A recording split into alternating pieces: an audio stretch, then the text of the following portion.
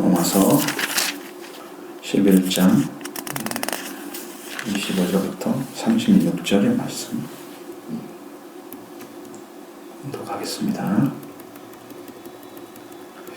형제들아, 너희가 스스로 지혜 있다 하면서 이 신비를 너희가 모르기를 내가 원하지 아니하나니, 이 신비는 이방인의 충만한 수가 들어오기까지 이스라엘의 더러는 우둔하게 된 것이라.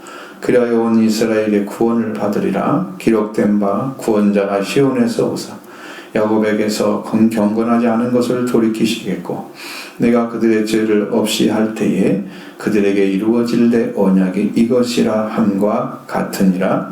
복음으로 하면 그들이 너희로 말미암아 원수된 자여, 택하심으로 하면 조상들로 말미암아 사랑을 입은 자라.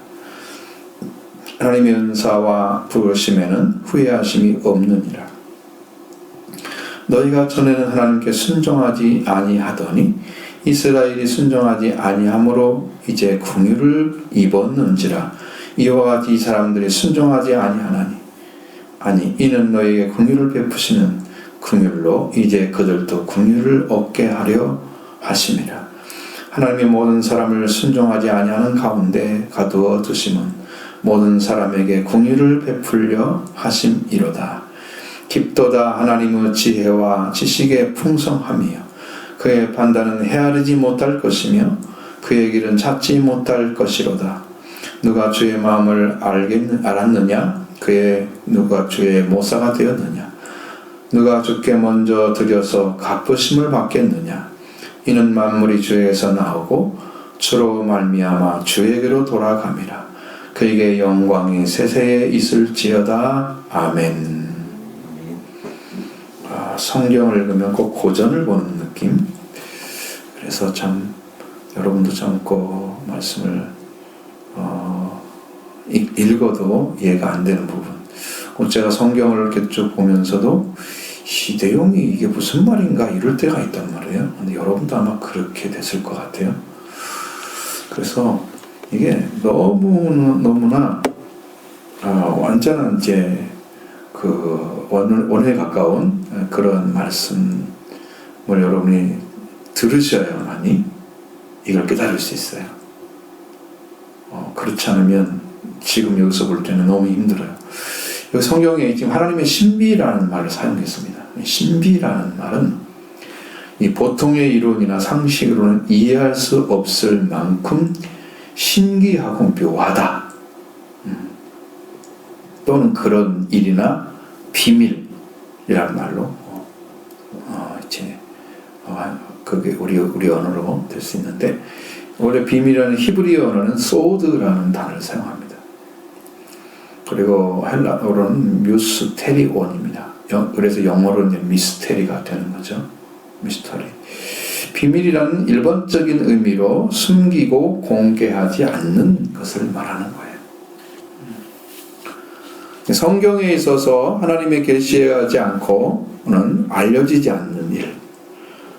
그래서 하나님의 구원 계획이 신비, 비밀입니다. 지금 숨겨져 있습니다. 누구한테 어떻게 오느냐? 그 구원을 받은 사람은 그 구원 계획이 온 거예요. 자기한테 비밀이 온 거예요. 하나님 비밀하게 계시로 오게 된 거예요. 그래서 하나님의 구원은 계획은 때가 차서 그리스도를 보내시고, 그리고 그리스도를 보내심을 받아서 이 세상에 찾아오심으로 의해서 이루어지기 시작했다. 그것도 마찬가지죠. 그래서 이 하나님께서 그리스도를 보내심 자체가 비밀인 거예요. 신비인 거죠. 그러니까 여러분이 그리스도가 오셨다 라는 것 자체가 비밀이에요. 그 당시에도 몇 사람이나 알았습니까? 예수님 오셨을 때? 감춰져 있죠. 그러면 나타나셨을 때 그들이 다 믿었나요? 내가 그리스도다, 하나님의 아들이다, 나는 하나님과 동등된 자다? 안 받아들이죠. 다 감춰져 있어요. 비밀인 거예요. 비밀. 하나님의 비밀이, 하나님의 거기에 이해에 은혜를 입혀주지 않으면 그걸 받아들여서 내 것으로 소화시킬 수 있는 그런 분이 아니라는 거예요. 대체로 이제 비밀이나 비유라는 단어를 사용합니다. 그런 말은 이교도들, 그리스도 세계에서 신비주의 종교에서 그 사용했던 용어들이냐 이건 이 자체가. 그래서 우리나라에는 신비란 말을 잘 안 쓰죠. 되게 비밀 뭐 그렇게 쓰긴 하지만 같은 의미를 사용합니다. 바울이 이 말을 가장 많이 사용을 했어요. 신약에서는 일정한 때에 감춰 두었던 일, 하나님께서 보이지 않도록 딱 이렇게 했다가 그걸 어느 시간이 되면 딱 이렇게 공개를 하시는 거예요. 그게 계시죠. 그게 감춰진 거예요. 하나님의 계시에서 밝혀졌다고 바울이 에베소 3장 3절부터 6절에 쭉 이야기를 해놨어요. 내가 계시를 이렇게 받았다. 그 내용은 하나님의 구원 계획의 복음입니다. 그러니까 하나님의 구원 계획이 어떻게 되어 있는가를 여러분이 받아들이게 되면 그게 지금 신비를 하는 거예요. 그 은혜가 지금 우리에게 내려오신 거예요. 하나님께서 보내주셨어요. 이 구원 하나님께서 인류를 구원하시는 거룩한 사역으로 영원전부터 정해져 있었던 것입니다. 이미 성경에 다 그 말씀들이 기록되어 있습니다. 그리고 그리스도에 의해서 이루어졌습니다. 동시에 계시됐습니다. 그래서 그리스도야말로 성경의 말씀처럼 하나님의 비밀이다. 이렇게 숨겨져 있는 거예요. 골로새서 1장 27절, 여러분 여기도 성경이 나와 있죠. 우리 성경에도 전 하나님이 그들로 인하여 이 비밀의 영광인 이 이방인 가운데 얼마나 풍성한지를 알게 하려 함이라. 이 비밀은 너의 안에 계신 그리스도니. 그렇죠? 곧 영광의 소망이니라. 얼마나 큰지 몰라요. 이분이 천하를 다 호령하시고 다스리시는 권세를 가지신 분이세요. 그리스도 명사 미스테리오는 어원은 분명치 않은데 무예인, 입을 닫다는 의미에서 도저히 말로 할 수가 없는 거라는 거죠. 그런 단어에서 파생한 것으로 봅니다. 이게 학자들이 신약에 쓴 비밀은 정해진 때까지 혹은 성령의 계시에 의해서 받고 믿어지고 이해될 때까지 준비되어서 그 다 되기까지 감추어져 있는 비밀을 의미하고 있는데, 이게 그리스도교, 우리가 믿고 있는 그리스도교의 특징이고 본질적인 교리입니다. 만약에 이 그리스도와 관계가 없이 신앙생활을 하게 됐다? 하나님의 비밀을 모르는 거죠. 그러면 신앙이 이 바탕이 안 되니까 바닥이 깔려지지 않는 곳에 집을 짓는 것 같아요. 모래 위에 짓는 것과 똑같습니다. 그러니까 그 삶은, 그런 삶을 쭉 살아온 인생이 쌓여져 있어도 그건 집 짓는 게 아니에요. 그건 무너질 거예요. 말씀이 아니잖아요.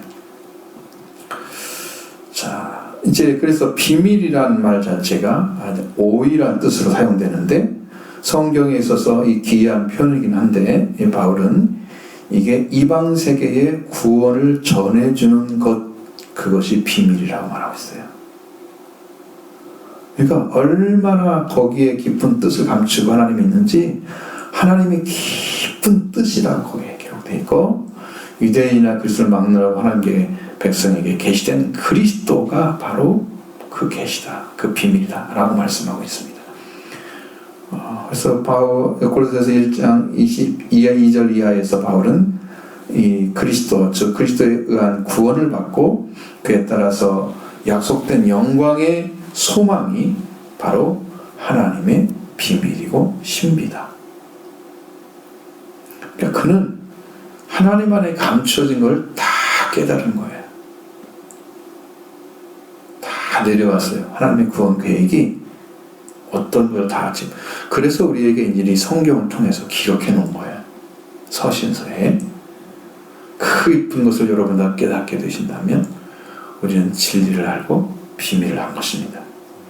그 신비로운 세계에 여러분을 좀 초청하고자 하나님께서 이 사도 바울은 이 비밀을 만면하게 전하는 것이 자기의 선교임을 천명을 했습니다. 자, 그러니까 이 하나님의 지혜, 하나님의 권능, 하나님의 사랑의 본체인 그리스도가 일반 사람에게는 감춰져 있는 거예요. 지금도 그렇죠. 아버지께서 알게 하지 않으면 아들을 알는 자가 없다고 그랬죠. 베드로같이 고백할 수 있는 사람은 아버지가 알게 했기 때문에 고백을 한 거예요. 거의 대부분 사람들에게 다 감춰져 있는 것들이에요. 이 그리스도를 안다는 건 하나님의 비밀을 아는 거예요. 하나님의 구원의 능력을 아는 거예요. 어마어마한 축복을 받으신 것입니다. 이 비밀을 받아들이고 알게 돼서 이해되고 그것이 확실하게 서게 되면 여러분이 그때부터 신앙생활이 시작되는 거예요. 자, 그렇게 들어가기를 원하시죠? 속히 받기를 원합니다. 여러분이 찾으신 만큼 속히 오실 거예요. 그래서 그 그리스도가 이제 계시된 방식이 십자가의 말씀입니다. 그러니까 여러분이 십자가에 못 박히고 부활되신 예수 그리스도를 믿으십시오라는 말이 여러분의 영을 살리는 거예요. 그 말씀이 믿어지면 여러분의 속죄가 이루어지는 거예요. 그게 간단한 것이 아니에요. 여러분이 이제 저 아는 성경 구절 하나 가운데 에레미야 33장 3절 너는 내게 부르짖어라 내가 네게 응답하겠고 네가 알지 못하는 크고 은밀한 일을 네게 보이리라. 자, 여기에서 크고 은밀한 일이라는 것은 접근하지 못하는 일을 말씀하고 있는 거예요. 근데 여기서 이 말씀에서 크고 은밀한 일의 이 명사는 실명사입니다. 히브리어에서. 그러면 이것은 비밀이나 신비를 가리키는 거예요. 쉽게 말하면 도달하기 어려운 것, 찾아내기 어려운 거예요. 그 부르짖는 자에게 하나님께서 크고 신비한 일을 보일 것이다 그랬는데 그것이 선지자들이 보고자 했던 예수 그리스도의 십자가 부활이었습니다. 그걸 계시를 통해서 가르쳐 줬어요. 하나님께서. 다른 비밀이 있는 게 아니에요. 그리스도가 온 인류의 구원을 위해서 십장에서 죽으시고 속죄를 위해서 부활하셨다. 이것을 전하는 것이 복음을 전하는 거예요. 그러면 이 복음이 일반 사람들에게는 미련하게 보입니다. 거리끼게 보이는 것입니다. 그래서 이것은 믿음으로 받아야만 하는 하나님의 비밀입니다. 이 비밀의 선교 중심에 사도 바울이 세워져 있습니다. 거기에서 고린도전서 4장 1절에 바울은 하나님의 비밀을 받은 자라고 자기가 얘기합니다. 자기가 받았다는 거예요. 그걸 사람들에게 전하는 것입니다. 사도들이 말하는 비밀 한 가운데 있는 하나님의 지혜, 그리스도가 하나님의 지혜로 숨겨져 있는 거예요. 이렇게 볼 때 이 신앙이 성장하고 진보된 영적인 자에게 이해되는 복음의 깊이가 또 있어요. 그러니까 바울은 그걸 받고 그걸 더 성장한 자리에서 있기 때문에 완전하게 복음을 전해야 되는데 이게 설명이 다 안 되는 거야. 그러니까 깊도다 하나님의 지혜와 지식이 풍성하며 이렇게 얘기를 하지 도대체 설명을 다 할 수가 없는 거예요. 인간의 지혜로는 알 수가 없는 거예요. 그래서 이건 성령에 의해서 우리에게 계시되어야 합니다. 이 복음을 받아들이는 사람에게 주님의 속죄와 부활이 이루어지기 시작합니다. 그리고 하나님의 복음 계신 예수 그리스도를 알게 하시죠. 이 은혜 가운데 나가게 되는 겁니다. 이런 이유 때문에 우리가 알아야 할 비밀은 무엇인가? 근데 여기에서 이제 구원의 비밀은 다른 각도예요. 하나님의 구원 계획이 바로 신비라고 번역된 말씀이죠. 자, 25절로 27절의 말씀 봅니다. 형제들아 너희가 스스로 지혜 있다 하면서 이 신비를 너희가 모르기를 내가 원하지 아니하나니 이 신비는 이방인의 충만한 수가 들어오기까지 이스라엘의 더러는 우둔하게 된 것이라. 그리하여 온 이스라엘의 구원을 받으리라. 기록된 바 구원자가 시온에서 오사 야곱에게서 경건하지 않은 것을 돌이키시겠고 내가 그들의 죄를 없이 할 때에 그들에게 이루어질 내 언약이 이것이라 함과 같으니라. 아멘. 여기에서 이제 신비를 풀어주고 있는데 이 신비는 이방인의 충만한 수가 들어오기까지 이스라엘이 더러우는 우둔하게 된 것이다. 근데 이게 참 복잡하게 써 있어요. 이스라엘의 육이 된 거, 원가지로 표현된 이스라엘, 넘어졌지만 실족하지 않았고 비틀거렸지만 파멸되지 않았다. 말씀하셨죠? 이들의 넘어짐이 세상의 부요함이 되고 그들의 실패는 이방인의 부요함이 되었다고 말씀하고 있습니다. 이스라엘과 맺은 그 언약이 이방인에게 미쳐서 그들의 충만한 수요가 들어올 때까지 하나님께서 이스라엘을 더러는 완고하게 한 것이다. 우둔하게 했다는 말이 아니고 우둔하게 했다는, 더러는 우둔하게 되었다는 말 자체가 부분적인 완고함을 뜻하는 거예요. 더러는 그랬잖아요. 그러니까 부분적으로 그 말이거든요. 우둔하게 되었다는 말은 완고함을 가리키는 단어예요. 이스라엘이 부분적으로 완고하게 되었다. 그냥 완고함이나 완악함이나 거의 같은 일을 쓰잖아요, 우리가요, 많이. 자, 이렇게 바울은 형제들아, 이렇게 말씀하고 있는데, 형제들아, 너희가 너 자신을 내게는 통찰력이 있다. 그렇게 생각한다는 거야. 그런데 이 신비를 너희가 알지 못하기를 내가 원하지 않는다.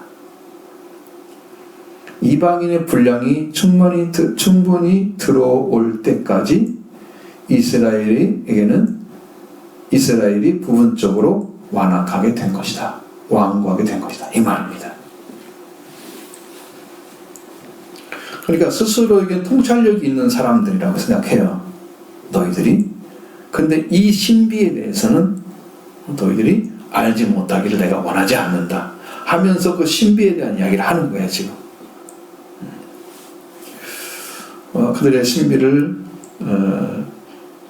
알지 못하기를 원하지 않는다고 바울은 고백하고, 이방인의 분량이 충분히 들어올 때까지 더러는 부분적으로 우둔하게 되었다, 완악하게 되었다, 완고하게 되었다고 말씀합니다. 이 이스라엘의 부분적으로 완고하게 된 것은 이방인의 충만한 분량이 들어올 때까지라고 말씀하셨죠. 이게 분량이란 단어가 여러분이 이게 지금 그렇게 이상한 말이 아니에요. 자, 이방인의 충분한 분량이 이방인의 풍부한 수요가 들어오기까지 이스라엘이 더러는 완악하게 되었다고 말씀하시는데, 이렇게 유기되었던 이스라엘 때문에 이방인들이 살게 되는 거예요. 그래서 이제 온 이스라엘이 구원을 받으리라고 예언하고 있습니다. 자, 이스라엘이 부분적으로 완악함이 끝나고 그리고 온 이스라엘에게 구원을 받게 하는 것, 그렇게 하실 것을 성경에 이미 예언해 놓은 거예요. 자, 먼저 여러분 이사야 59장 20절로 21절을 펴보시기 바랍니다. 여러분 성경도 봐도 잘 이해 못하겠고, 그럼 여기 맞춰보기라도 해야죠. 맞출 수가 있으면 59장 20절 21절 그리고 그러면 로마서 11장 26절 17절 말씀 왔다 갔다 하면서 봐야 됩니다. 대조가 되어 있기 때문에 이해하시면 더 좋을 겁니다. 그러면 이제 이사야 59장 20절로 21절을 같이 읽습니다. 여호와의 말씀이니라. 구속자가 시온에 임하여 야곱의 자손 가운데에서 죄가를 떠나는 자에게 임하시리라. 여호와께서 또 이시되 내가 그들과 세운 나의 언약이 이러하니 곧 네 위에 있는 나의 영과 내 입에 든 나의 말이 이제부터 영원토록 내 입에서와 내 후손의 입에서와 내 후손의 후손의 입에서 떠나지 아니하리라 하시니라. 여호와의 말씀이니라. 아멘. 네, 로마서 11장 26절 27절 말씀은 이사야 59장 20절로 21절의 상반절까지만 들어있어요. 그 말씀 인용했습니다.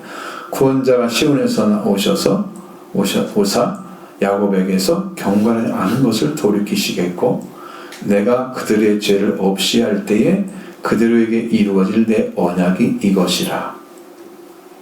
이렇게 인용을 했어요. 자, 먼저 26절 말씀 보십니다. 로마서 보면 구원자가 시온에서 오셔서 야곱에게서 경건하지 않은 것을 돌이키시겠고. 그런데 한번 이사야 59장 넘어가 보세요. 거기 20절을 보십시오. 뭐라고 되어 있어요? 구속자가 시온에 임하여 야곱의 자손 가운데서 죄가를 떠나는 자에게 임하리라.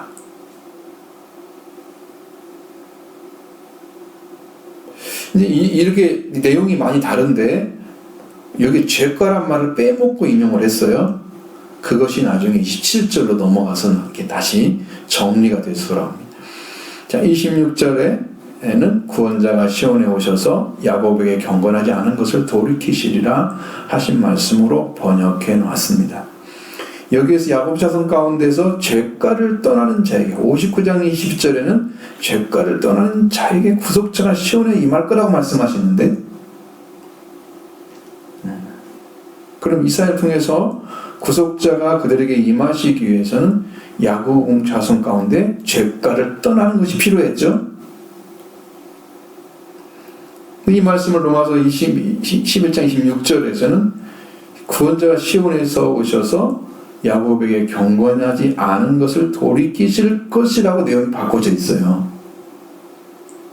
죄가를 떠나는 것은 이쪽에 우리들이 해야 될 일인데 여기는 하나님께서 그들에게 임하셔서 돌이키게 한다는 것으로 그렇게 표현된 거죠.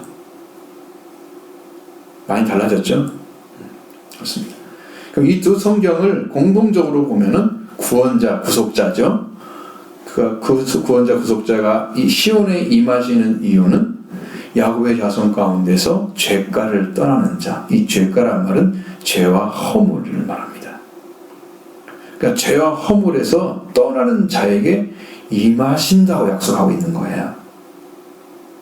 그럼 오늘 하나님께 임재하시는 야곱의 자손들 가운데서는 죄 지은 자, 죄와 허물에서 떠나는 자에게 하시는 거죠. 바로 이방인들을 구원하기 위해서 부르시면 그대로 따라온 자들에게 임하실 것도 약속해 놨어요. 그뿐만 아니라 야곱에 속한 자손들이죠. 그럼 야곱의 자손들에게 들어가는 거예요. 이방인들이. 그런데 여기서 말씀하고자 하는 것은 야곱의 자손이 바로 이스라엘 혈통을 가리키고 있는 거예요. 이방인이 야곱의 자손의 자리에 들어가도 하지만 여기서 말하고 있는 것은 27절의 말씀에서 로마서 1장 11장 27절 말씀에서 내가 그들의 죄를 없이 할 때 그들에게 이루어질 내 언약이라. 여러분, 근데 이 말씀은 이사야 59장 21절 상반절에 내가 그들과 세운 나의 언약이 이러하니 여기까지만 잘라버린 거예요. 그리고 죄에 대한 얘기가 없잖아요. 죄가를 떠난 자에게 하나님 임한다고 말씀만 있는데 그 말씀을 27절로 바꿔서 기록을 해놓은 거예요.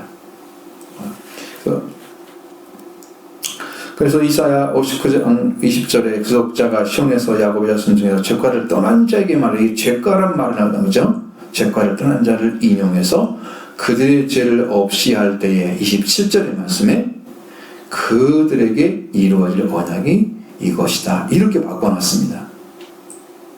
이 내용 하나를 이해하기도 어렵잖아요. 그러면 그 다음의 내용이 뭘까? 자, 이사야 59장 21절을 보세요. 상반절에 내가 그들과 세운 나의 언약이 이러하니 라고 했죠? 그 언약은 뒤에 써 있잖아요. 더 기록이 돼 있죠.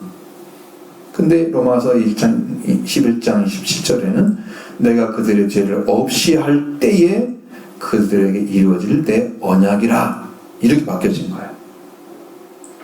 그럼 뭘 가져왔어요? 이사야 59장 20절에 있는 죄가를 가져와서 죄를 없이 한다는 말로 바꿔놨어요. 그렇죠? 이렇게 해서 여러분이 성경이 어떻게 변화되는가를 볼 수 있습니다. 이사야 59장 20절에 죄가를 떠난 자들을 그들의 죄를 없이 할 때에 라고 바꿔서 인용을 해놨다. 거기까지 알겠죠? 거기까지 아셔야 됩니다. 이 말씀의 의미는 거기에 있는 게 아니에요. 이것은 성경의 인용에 대한 얘기를 드린 거예요.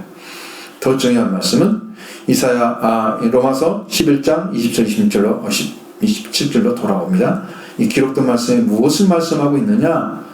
구원자가 시온에서 오시어서 야곱에게 경건하지 않은 것을 돌이키신다.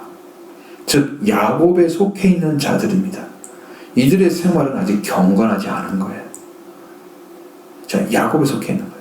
이 구약의 야곱은 이스라엘로 이름이 계명되기 전에 있는 사람이에요. 하나님의 은혜를 입기 전에 속해 있던 신앙인들을 가리키는 거예요. 그래서 그들은 경건하지 않은 자예요.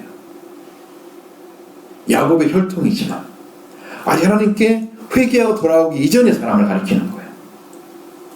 그걸 보셔야 돼요. 그들을 경건하지 않는 자들이라고 말씀하셨습니다. 이들에게 구원자가 오셔서 돌이키시겠다는 거예요. 일방적이죠? 일방적인 겁니다. 그러니까 여러분, 내가 죄를 용서받아야지. 그건 뭐 때문에 알아요? 성경 때문에 아는 거예요. 하나님이 우리 죄를 사해주기 위해서 예수를 보냈죠? 하나님이 일방적인 은혜와 사랑이에요. 그런데 그것을 내가 받아들여서 그렇게 해야 되는 거구나, 이걸 알고 있는 거예요. 근데 직접 행하시는 분 누구예요? 그 죄가를 없이 하시는 분이 직접 하셔야 돼요. 오셔서. 우리가 하는 게 아니에요. 우리가 지금 야곱의 후손이라 생각하면 그렇게 되는데, 지금 여기서 말씀하시는 것을 분명히 말씀드리지만 아직 회개하기 전에 있는 자들인데, 이들은 이스라엘을 가리키는 겁니다. 회개하기 이전에 이스라엘 백성들을 지금 말하고 있는 거예요. 이들에게 구원자가 오셔서 돌이키실 것이다. 이들의 죄를 없이 할 때 그들이 이르되 언약이다. 이렇게 말씀하셨는데, 구원자가 야곱에게서, 즉 야곱에 속한 혈통에 와 있지만 회개가 이루어지지 않은 자에게 오셔서 그 경건하지 않은 일을 돌이키실 것이다. 그리고 그것이 죄를 없이, 그들의 죄를 없어지게 할 때에 내 언약이 이것이라 이렇게 확인해 주고 있습니다. 그러면 이 말씀은 무엇을 얘기하려고 하느냐? 그러면 바로 하나님께서 야곱에 속한 경건하지 않은 자를 돌이키시러 오셔서 그들의 죄를 없이 할 것이, 이것이 하나님의 언약이다. 누구의? 야곱의 혈통에 속한 자, 아직 회개하기 이전에 속한 이스라엘 백성들. 응? 그러니까 하나님이 임해서 하나님께서 돌이키게 하신다는 거예요. 구원시킨다는 거예요. 그래서 이스라엘의 회개, 이스라엘의 구원에 대한 말씀이 바로 여기 26절에 그리하여 온 이스라엘의 구원을 받으리라, 이 말씀이 바로 이걸 말하는 거예요. 야곱에 속한 자의 경건하지 않은 자들을 하나님께서 일방적으로 돌이키시겠다고 약속해 놓은 거예요. 그들의 죄를 없이 할 것이, 이게 내 언약이다. 내가 하는 말이야. 하나님이 하실 거라는 거예요. 이들의 구원도. 그러면 이방인들도 하나님께서 일방적으로 선택해서 하신 거잖아요. 원가지를 잘라버리고 접붙이는 것도 하나님이 하시는 거잖아요. 이스라엘 돌이키는 것도 누가 해? 하나님이 하시는 거예요. 구원도 하나님이 하시는 거예요. 그러니까 이게 우리가 신앙생활 하는 것 같지만 하나님의 은혜를 부어주지 않은 신앙은 다 종교예요. 종교. 구원도 받지도 못하고 있으면서 구원 받은 자처럼 살아가는 연습을 하는 거야. 근데 그게 마침 주님을 만나가지고 구원의 길을 들어간 사람은 다행이지만 아닌 사람은 연수마다 끝나는 거야. 이 땅에서의 경건의 훈련은 약간의 도움이 있다고 그랬잖아요. 약간의 이익이 있다고. 그러니까 여러분 약간 깨닫고 좀 깨닫고 마는 거예요. 진짜 경건은 약속이 있다고 그러잖아요. 이 생과 내 생에 약속이 있다고 그러잖아요. 그 안에 들어가기 전에 삶을 살게 된다면 안 된다는 거예요. 구원의 길을 반드시 걸으셔야 한다. 근데 그것도 하나님의 은혜다. 그러면 하나님이 제시하신 복음을 믿고 살아가야만이 구원받는다는 걸 알 수 있죠. 반드시 그렇게 하셔야 됩니다. 예수님의 속죄와 부활은 하나님이 제시한 복음이죠. 이것을 믿고 의지해 나간 사람만 구원을 받게 되는 거란 말이에요. 다른 길 찾으면 안 돼. 길이 아예 없어. 성경도 좁은 길밖에 없대 그러잖아요. 좁은 길은 한 사람만 들어갈 수 있는 길이래요.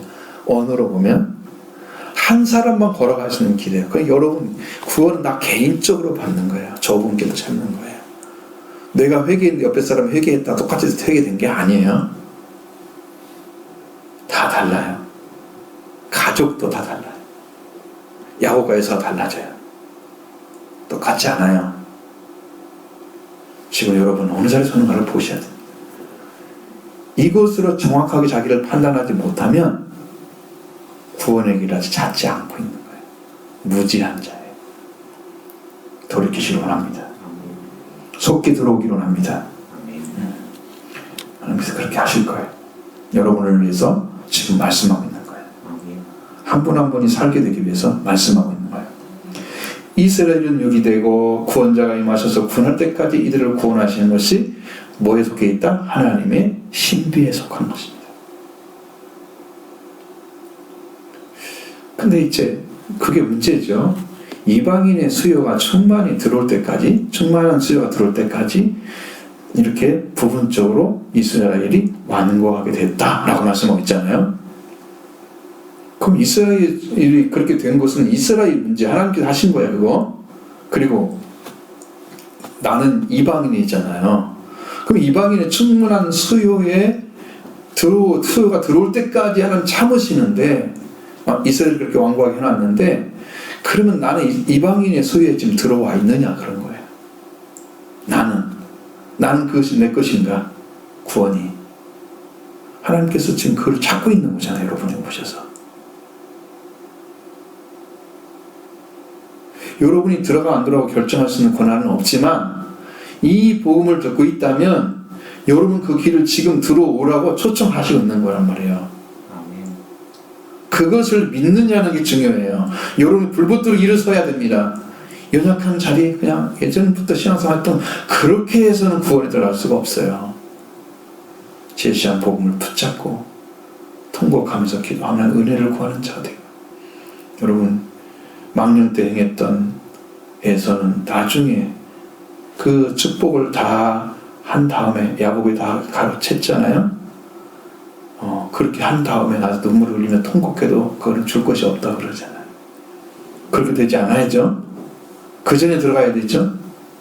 그 전에 지금 부름받을 때 지금 들어오셔야 됩니다. 지금 구원의 길을 찾으시길 바랍니다. 이거 보통 문제가 아니야. 지금 제가 볼 때는요, 제 영으로 이렇게 느껴지는 것은 이게 보통 문제가 아니에요. 하나님이 이것을 등한히 여기고 그냥 살짝 지나가는 사람들이요, 하나님도 그냥 그렇게 여기 만들어 버릴 거예요. 난 그게 너무 두려워요. 구원에 가까이 왔다가 그냥 넘어져 버리는 거, 측면에 빠져버리는 거구나. 뒤로 물러가는 거야, 이게 믿음 없이. 이렇게 될까봐 두려운 거예요. 그러려고 믿음 생활을 하는 거 아니죠?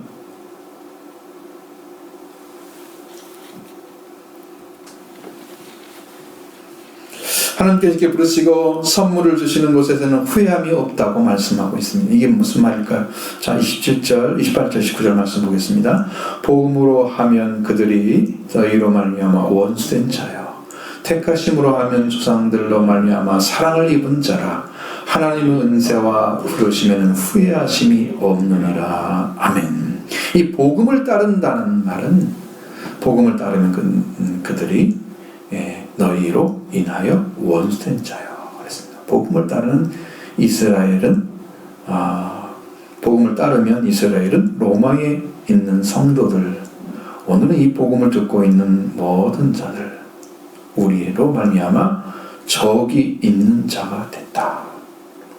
그러니까 이스라엘이 하나님께서 선택해서 구원을 주시고 같은 것들을 다 받아들이지 못하니까 유기시켜 놓고 이방인들을 받아들였잖아요. 그러니까 우리하고도 나쁜 감정이 있을 수가 있다는 거예요. 적의를 품고 있는 거예요. 하나님께 대해서도 그렇게 반대하거나 하나님을 믿지 않거나 하나님을 부정하거나 그러진 않은데 하나님이 돌아오지 아직 못하고 있는 거잖아요. 하나님 보내신 그리스도를 못 믿고 있잖아요. 그러니까 들어오지 못하고 있는 적의를 가지고 있는 거예요. 지금도. 이스라엘을 사랑하시기 바랍니다. 예루살렘을 사랑하는 자는 평강의 복을 더하실 것입니다. 그들이 복음으로 오신 예수 그리스도를 받아들이지 않고 거부함으로 하나님께 거절을 당했습니다. 그래서 하나님께 적이 있는 자들이 되었습니다. 이러한 자들은 무엇으로 복음에 들어갈 수 있겠습니까? 하나님이신 그 구원자 예수 그리스도께서 오셔서 야곱의 경건한 자를 돌이키시고 그들을 제거해 주시지 않으면 구원받을 수 없는 자들이잖아요. 함께 이 원수된 자들의 자리에 있게 된 것 또한 이방인의 수요가 충만한 수요가 들어올 때까지 이렇게 이방인을 위해서 하나님과 원수된 자리에 두신 거예요. 그들은 그렇게 됐습니다. 근데 그 택하심으로 하면 조상들로 인하여 사랑을 입은 자들이었다. 자, 아브라함을 필두로해서 좀 비롯해서 그 조상들의 혈통으로 보면 계속해서 영적인 혈통이 내려왔습니다. 그리고 그리스도라는 예수님이 태어나시가 구속사가 이루어졌어. 그들을 통해서 하나님의 구속사가 이루어졌습니다. 그들의 대가슴으로 하면 조상들로 인하여 사랑을 입은 자들이었습니다. 그런데 이 말씀이 문제입니다. 하나님의 은사와 부르시면 후회하심이 없으십니다. 여기 이 단어가 이게 조금만 잘못 사용하면은 하나님은 후회하고 안 하시고 후회하시기도 하시고 안 하시기도 하시고 그러시는구나. 하나님 계획이 정확하지 않으시네. 그렇게 생각할 수 있잖아요. 이 단어가 좀 잘못 선택한 거죠. 하나님의 은사는 하나님의 은혜의 선물들입니다. 그리고 하나님의 부르심에는 후회하심이 없다. 이 후회하심이 없다는 말은 그런 뜻이 아니고 돌이킬 수 없다라는 말입니다. 완전히 다르죠. 성경을 다시 다 써야 한다니까요. 완전히 다른 말이에요. 아브라함을 부르셔서 인류를 구원하신 하나님의 거룩한 혈통을 하시고 그리스도를 통해서 구원하신 하나님의 그 사역이 이스라엘이 유기가 가져오게 하고 이방인의 충만한 수요가 들어오기까지 이스라엘은 더러는 부분적으로 완고하게 만들어졌습니다. 그렇게 하신 하나님의 은혜와 선물과 하나님이 이스라엘과 이방인을 부르심이 이렇게 정해진 것은 돌이킬 수가 없는 거란 말이에요. 그러니까 그것 때문에 그렇게 하신 하나님의 은혜의 선물과 이스라엘 이방인을 부르시면 돌이킬 수 없는 그 말씀 때문에 그것 때문에 우리가 지금 구원을 받고 있는 거예요. 이렇게 해서 하나님께서 우리로 하여금 하나님께 돌아갈 수 있는 길을 열어놓으신 거예요. 정하신 걸 하나님 다 돌이키지 않으셨잖아요. 그리고 지금까지 계속 하고 계시잖아요. 동일하게. 어느 순간에 그리스도께서 오시기 직전에 이스라엘은 돌아올 것입니다. 야곱의 족같은 자들이 이스라엘로 영적으로 계명된 것 같이 영적 회복이 일어날 거예요. 그들은 그리스도만 영접하면 그냥 돌아올 수 있습니다. 아직도 메시아인 걸 모르니까 예수님이 그걸 못 믿으니까 이 문제에 지금 잠겨져 있는 것처럼 보여지지만 돌이키게 하실 것입니다. 그게 하나의 방법이에요. 그것이 숨겨져 있는 거예요. 지금 우리 눈에는 이게 이루어질까? 라고 생각하지만 하나님 그 일을 진행하고 있습니다. 순종하지 않은 자들을 했던 이방인들이 이스라엘이 순종하지 아니함으로 궁유를 잊게 되었다 하고 말씀합니다. 30절로 32절 말씀입니다. 너희가 전에는 하나님께 순종하지 아니하더니 이스라엘이 순종하지 아니하므로 이제는 궁유를 입었는지라. 이와 같이 이 사람들이 순종하지 아니하니 이는 너희의 베푸시는 궁유로 이제는 늘로 궁유를 얻게 하려 함이라. 하나님이 모든 사람을 순종하지 아니하는 가운데 가두어 두시는 모든 사람에게 궁유를 베풀려 하심이로다. 아멘. 자, 접붙임을 받은 이방인, 접붙임을 받게 된 이방인들, 원가지를 베어버림을 당한 이스라엘, 이들은 순종하느냐 순종하지 않느냐로 결정이 된 거예요. 원가지인 이스라엘이 순종할 때에는 하나님께서 그들을 중심으로 해서 그리스도를 보내시기까지 인도했잖아요. 근데 그리스도, 하나님의 원래의 지혜이시고 그가 원래의 분명히 명백한 지식인 그리스도를 그들이 거부하니까 하나님도 그들을 거절하신 거예요.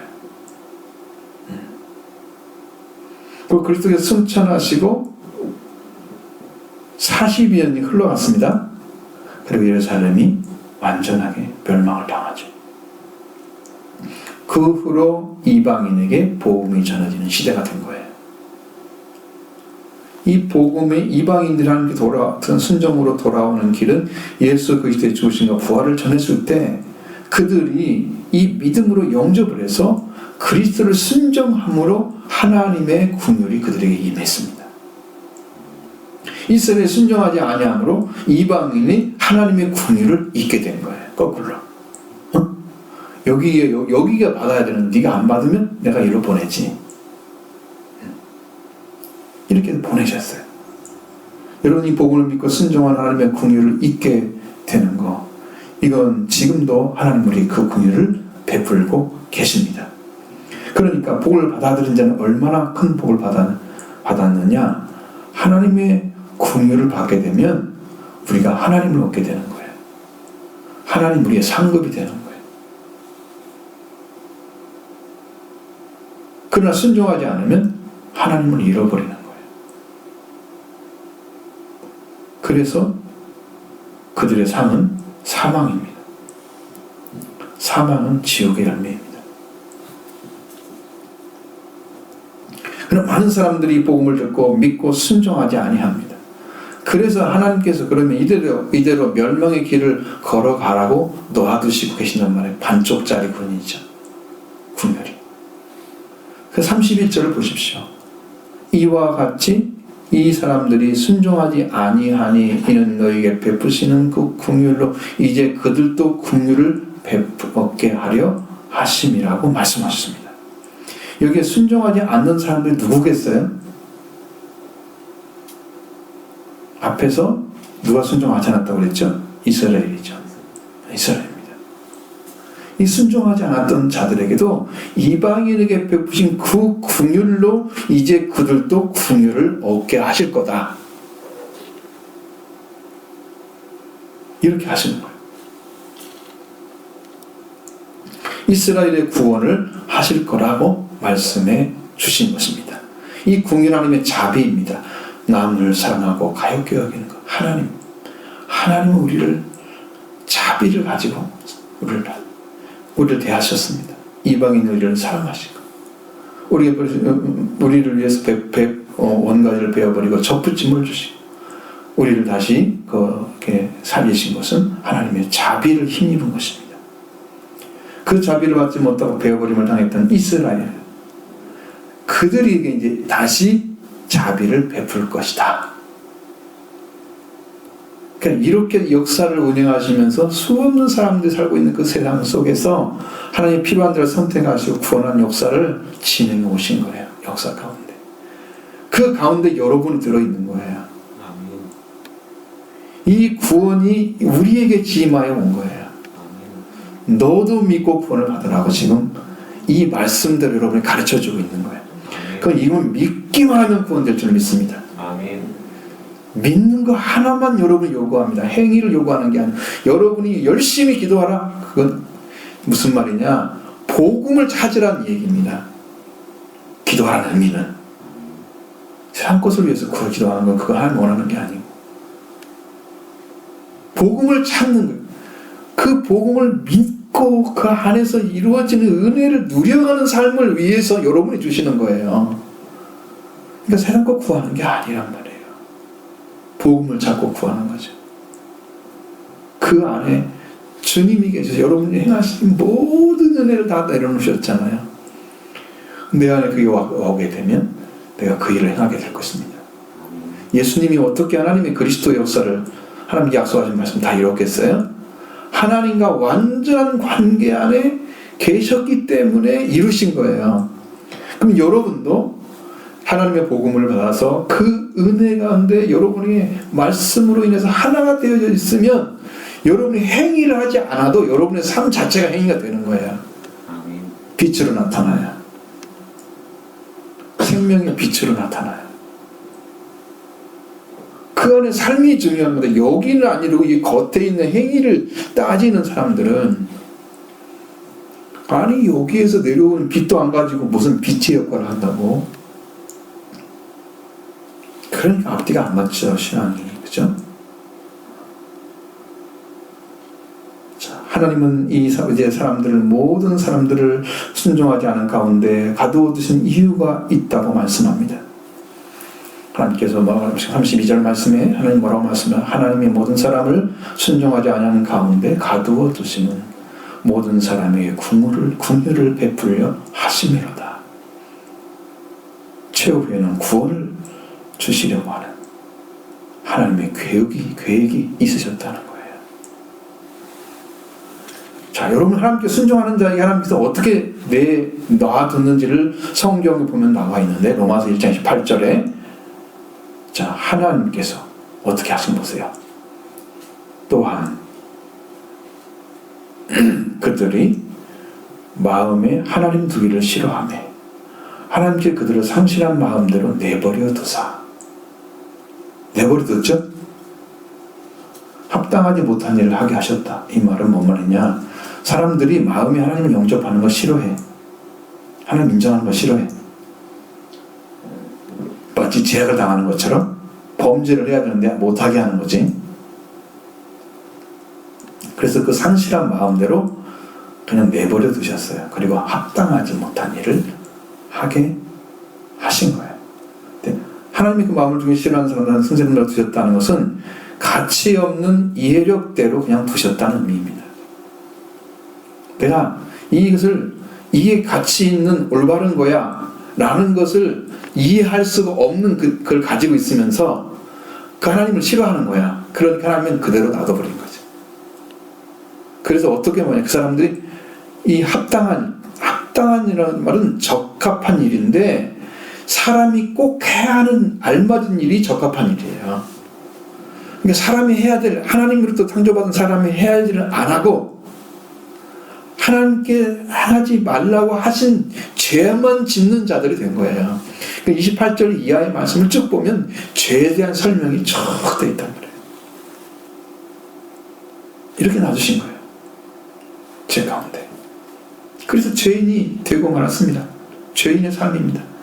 또한 로마서 3장 19절에 보면 우리가 알거니와 모든 율법이 말하는 바는 율법 아래 있는 자들에게 말하는 것이니 이는 모든 입을 막고 온 세상으로 하나님의 심판 아래 있게 하려 함이라고 말씀하셨습니다. 율법이 말하는 것은 율법 아래 있는 자들에게 해당되는 것입니다. 그럼 율법 아래 있는 자들 다 그들의 입을 막아버리고 온 세상으로 하나님의 심판 아래 두신 거예요. 그 때문에 사람은 절대로 순종하는 자리에 두지 않았습니다. 불순종 가운데 있는 거죠. 구원을 받아들인 자들이 있습니다. 그렇지 못한 자들이 더 많이 남아 있습니다. 하나님의 모든 사람들 순종하지 않은 가운데 두셨는데 순종하지 않은 가운데 가두어 두셨던 것은 하나님께서 모든 사람에게 자비를 베푸시기 위해서입니다.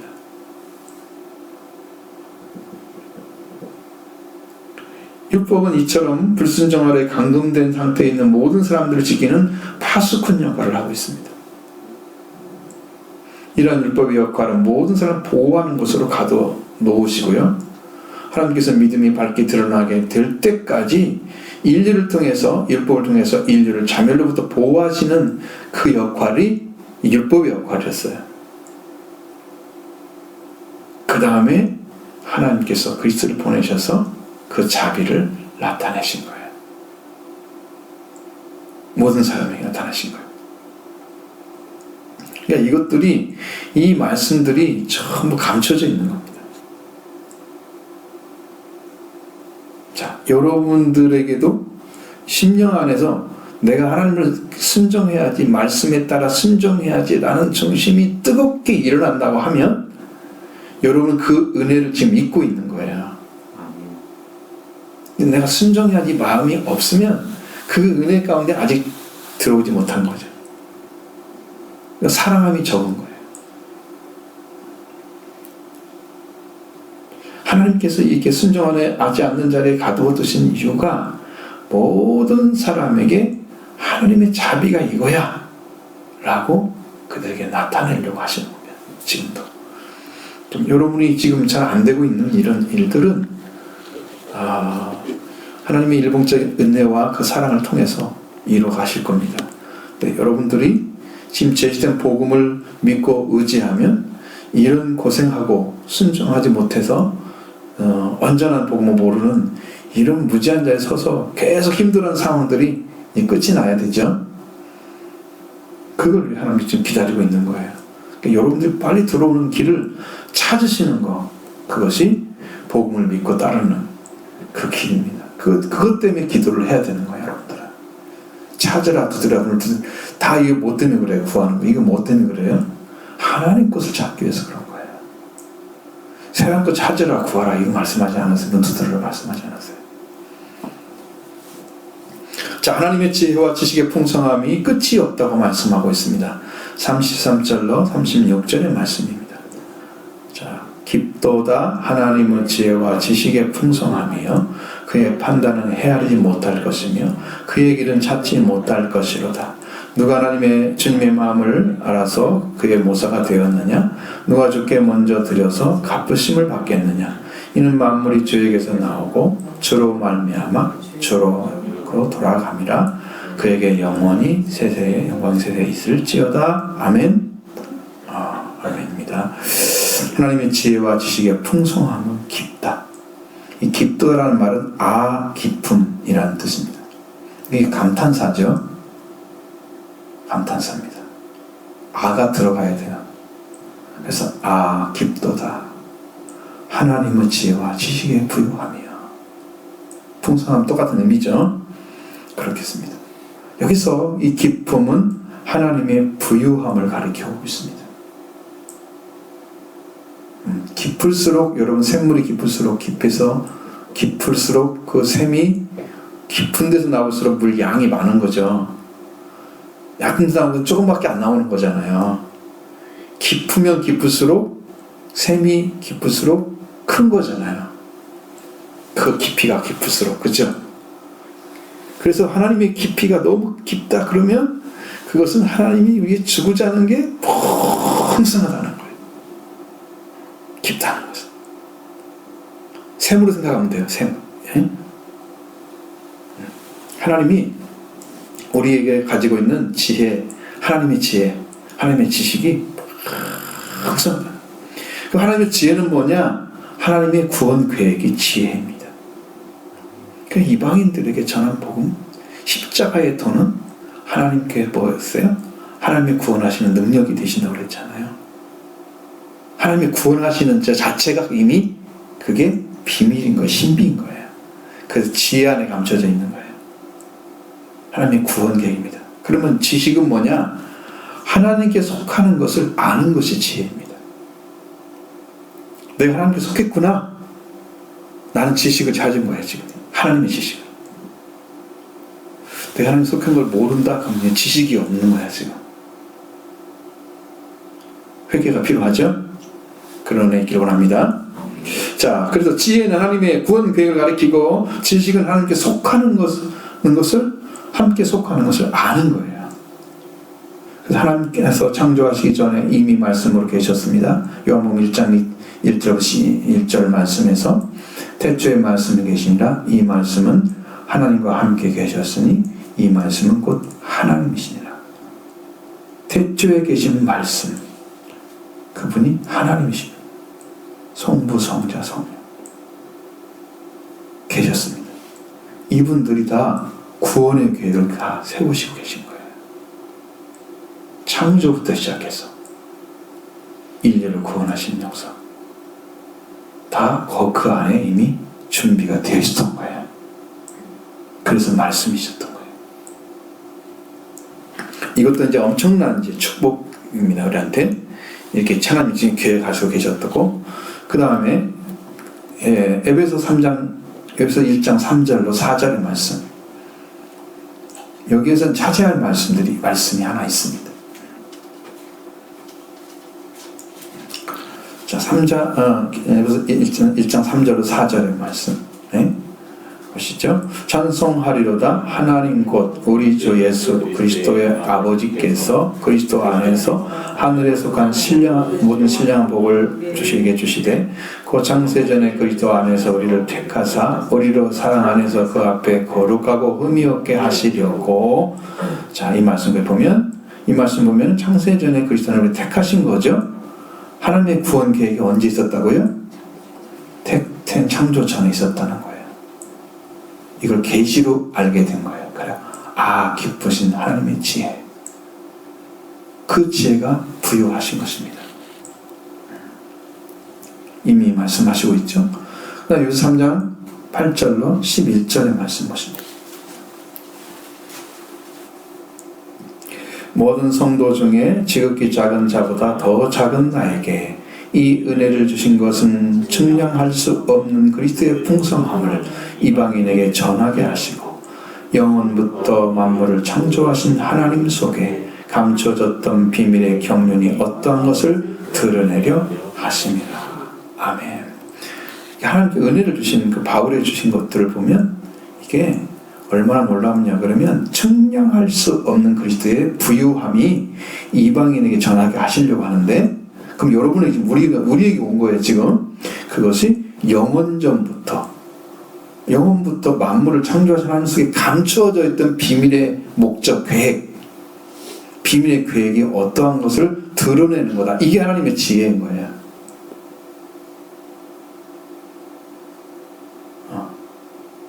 자, 여기서 하나님께서 바울에게 측량할 수 없는 그리스도의 부요함이 이방인에 전했다. 자, 11절 12절입니다.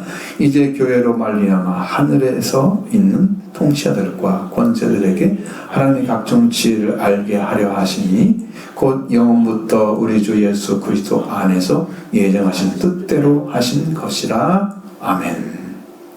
자, 이거 보면은 그리스도 안에서 택하신 하나님의 비밀의 경륜, 하나님의 계획, 이것이 이제 나타나서 우리로 하나님께 속한 자인 것을 알게 하셨고, 우리가 접붙임을 받았죠. 그리고 우리를 구원하신 그 구원 그 자체,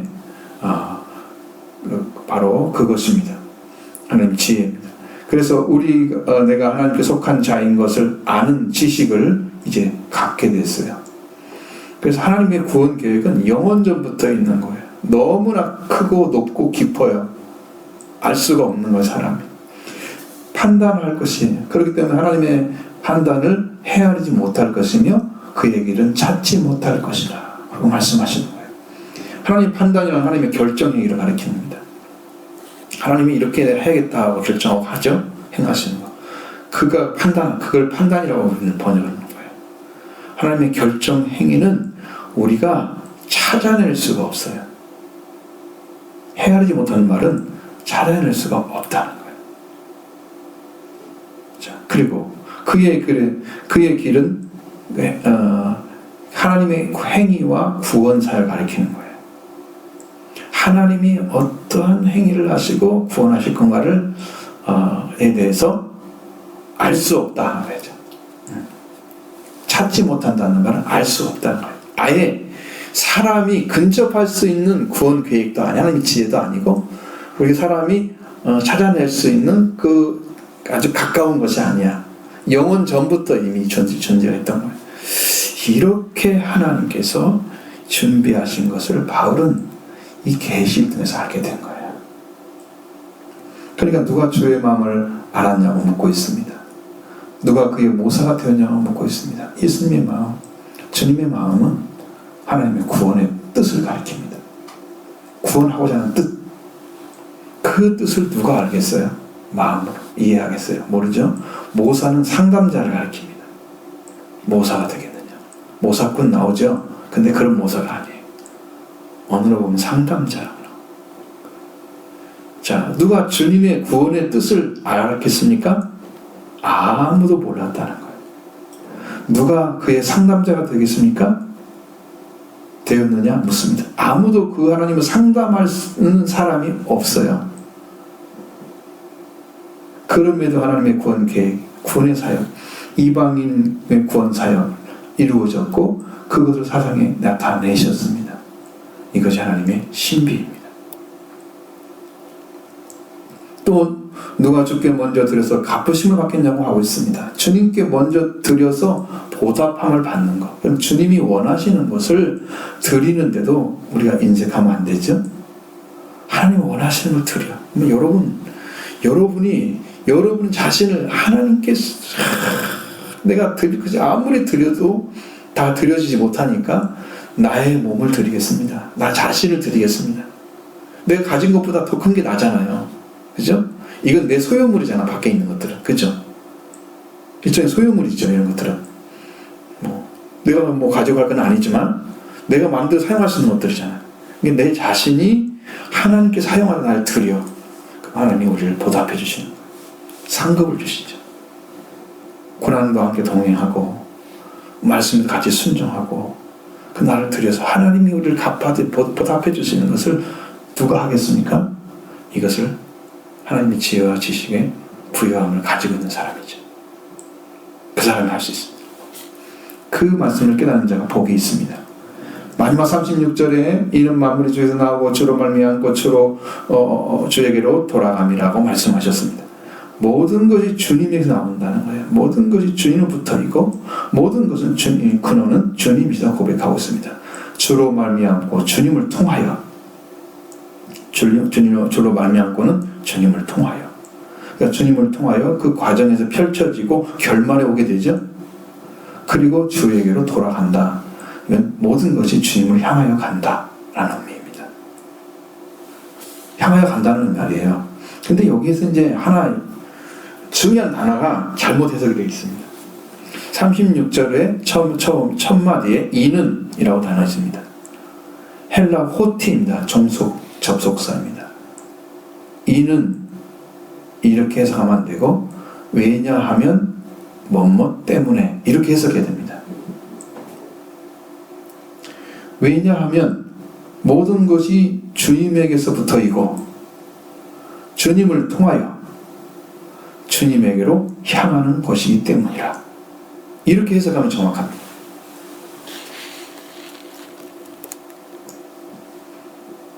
그러니까 여러분 모든 근원을 주님께 두는 사람은 정말 복 있는 사람이에요. 주님께서 시작했습니다. 그러면 그게 맞는 거예요. 내가 한 것이 아무것도 없어. 시작이 다 주님이시니까. 그리고 주님을 통해서 일이 되어집니다. 그리고 마지막 도착점은 주님을 향하여 가는 것입니다. 그러면 도착점 있겠죠? 그래서 그렇게 완전하신 분에게 우리가 되게 무궁토록 영광이 있기를 기원하는 것입니다. 이제 하나님의 신비를 알게 됐죠. 하나님이 구원하신 역사.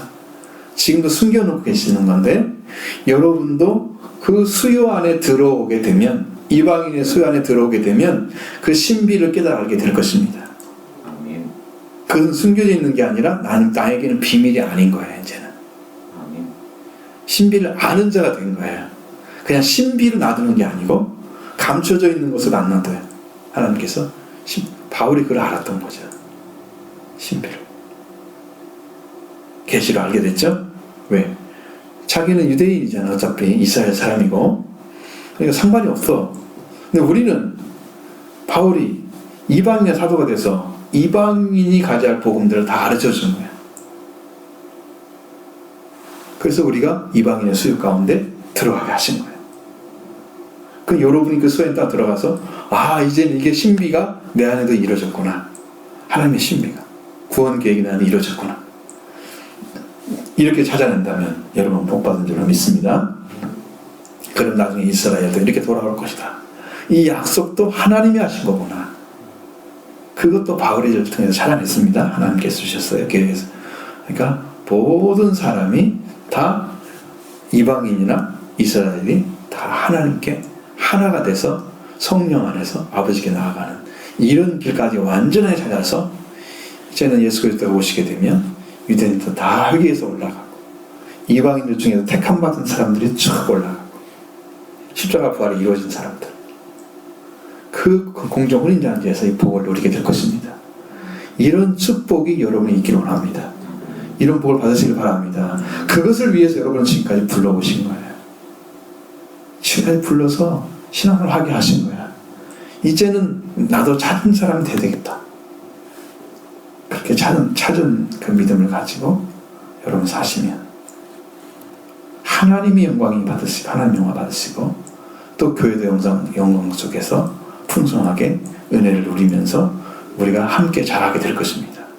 주님의 교회를 몸던 교회가 거룩한 피가 흐르는 영적 피가 흐르는 성령으로 하나 된 그런 교회가 될 줄로 믿습니다.